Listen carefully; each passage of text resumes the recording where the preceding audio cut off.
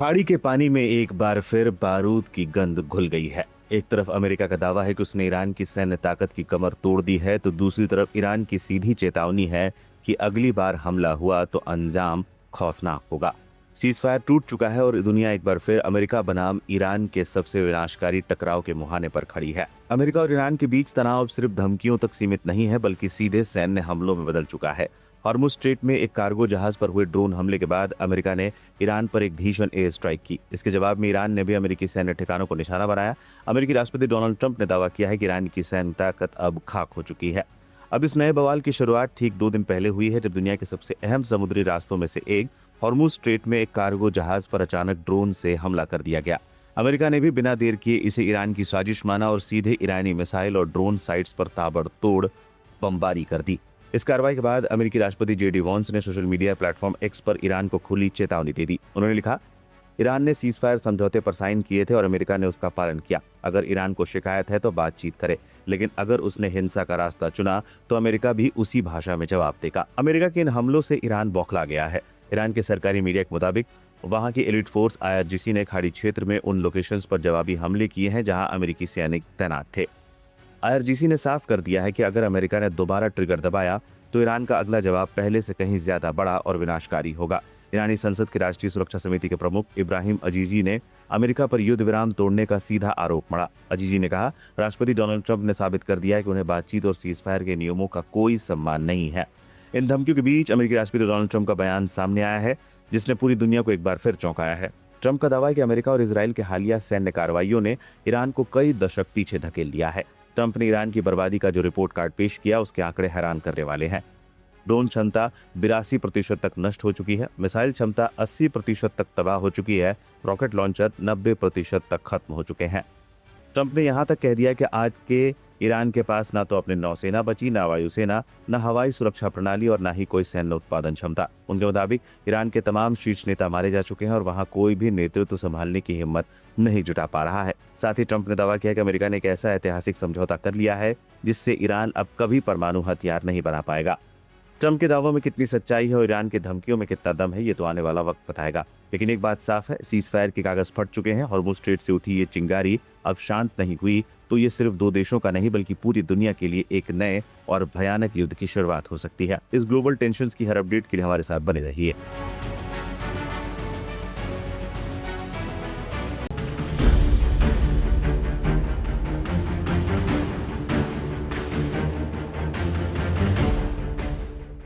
Middle east में युद्ध भले फिलहाल थम गया हो, लेकिन दुनिया की सबसे अहम समुद्री लाइफलाइन एक बार फिर तनाव के केंद्र में आ गई है। स्ट्रेट ऑफ हॉर्मुज को लेकर ईरान और ओमान आमने सामने दिखाई दे रहे हैं। इस बार विवाद किसी सैन्य हमले का नहीं, बल्कि जहाजों के लिए बनाए गए नए ट्रांजिट रूट का है। ईरान ने साफ साफ चेतावनी दी है कि उसकी मंजूरी के बिना हॉर्मुज में कोई नया समुद्री रास्ता स्वीकार नहीं किया जाएगा। यही वजह है कि वैश्विक शिपिंग और तेल बाजार की नजरें फिर इस क्षेत्र पर टिक गई हैं। दरअसल अमेरिका और ईरान के बीच हालिया शांति समझौते के बाद हॉर्मुज स्ट्रेट को दोबारा खोला गया था, लेकिन युद्ध के दौरान जहाजों की सुरक्षा को देखते हुए ओमान ने अंतर्राष्ट्रीय समुद्री संगठन IMO के सहयोग से अपने तटीय क्षेत्र से गुजरने वाला एक नया ट्रांजिट रूट तैयार किया। इसका उद्देश्य जहाजों को सुरक्षित रास्ता उपलब्ध कराना था, ताकि किसी संभावित सैन्य खतरे से बचा जा सके। हालांकि ईरान ने इस कदम का कड़ा विरोध किया। इस्लामिक रिवॉल्यूशनरी गार्ड कॉर्प्स यानी कि IRGC की नौसेना ने बयान जारी कर कहा, हॉर्मुज से केवल वही समुद्री रास्ते मान्य होंगे जिन्हें ईरानी अधिकारियों ने मंजूरी दी है। IRGC ने चेतावनी दी है कि तय मार्गों से हटकर किसी भी जहाज की आवाजाही को सुरक्षित नहीं माना जाएगा। तेहरान का कहना है कि हॉर्मुज के प्रबंधन से जुड़े किसी भी फैसले में उसकी सहमति जरूरी है। तनाव तब और बढ़ गया जब ओमान की ओर से नए मार्ग का इस्तेमाल शुरू करने की तैयारी की गई।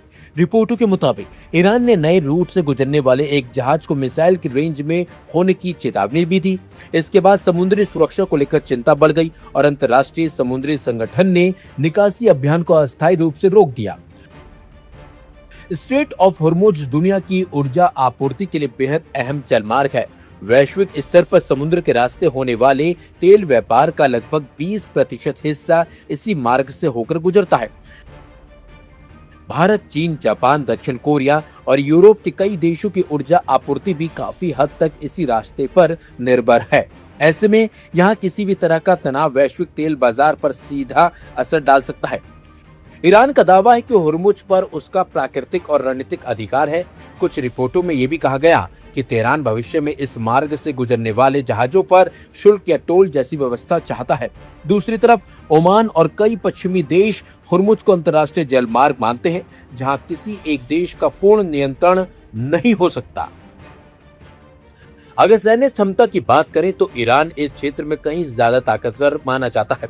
उसके पास बड़ी संख्या में सक्रिय सैनिक, बैलिस्टिक मिसाइलें, ड्रोन और एंटी शिप मिसाइलें हैं, जिनके जरिए वे हुर्मुज में समुद्री गतिविधियों को प्रभावित करने की क्षमता रखता है।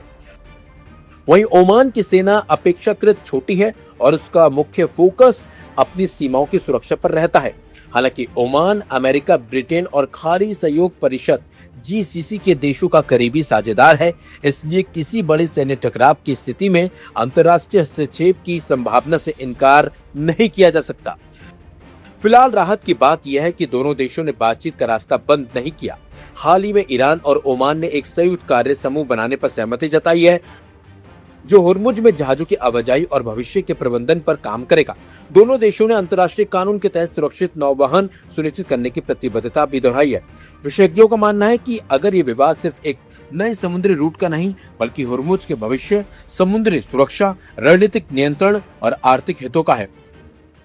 अगर तनाव बढ़ता है या जहाजों की आवाजाही प्रभावित होती है, तो इसका असर सिर्फ मिडिल ईस्ट तक सीमित नहीं रहेगा, बल्कि पूरी दुनिया में तेल की कीमतों, व्यापार और सप्लाई चेन पर भी पड़ सकता है।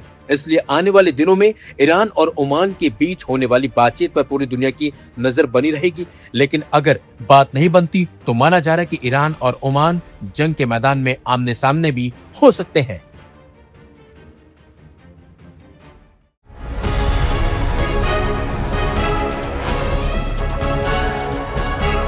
इस्राइल में एक नई थ्योरी बन रही है। वहां ये बात कही जाने लगी है कि ईरान की तुलना में रजब तैयब एर्दोगान का तुर्की और अहमद अल शारा का सीरिया इस्राइल के लिए ज्यादा बड़े खतरे बन सकते हैं। वैसे भी तुर्की और इस्राइल के बीच ताल्लुकात काफी खराब होते जा रहे हैं। एक्सपर्ट कहते हैं कि इस्राइल को खित्ते में एक ना एक दुश्मन चाहिए ही चाहिए। ऐसे में अमेरिका से जो खबरें आई हैं वो इस्राइल के लिए एक बहुत बड़ा झटका है। दरअसल ट्रंप ने मीडिया के सामने साफ कह दिया है कि तुर्की के प्रेसिडेंट रजब तैयब एर्दोगान मेरे दोस्त हैं। ईरान अमेरिका इस्राइल जंग से जानबूझकर एर्दोगान ने खुद को दूर रखा।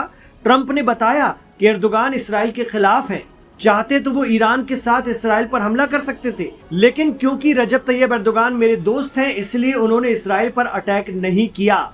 ट्रंप ने नेतन्याहू को सीधा इशारा भी दे दिया कि इस्राइल को तुर्की से खतरा है। दरअसल तुर्की में नाटो की एक मीटिंग होने जा रही है, उसमें ट्रंप भी शिरकत करेंगे। अमेरिकी मीडिया ने ट्रंप से पूछा कि क्या आप तुर्की के लिए कोई गिफ्ट लेकर जा रहे हैं, तो ट्रंप ने ये कहकर मीडिया और अमेरिका के नेताओं को चौंका दिया है कि मैं तुर्की के लिए F-1110 फाइटर जेट का इंजन और अमेरिकी F-35 जेट लेकर जा रहा हूं। माना जाता है कि तुर्की को इस्राइल से सीधा खतरा है।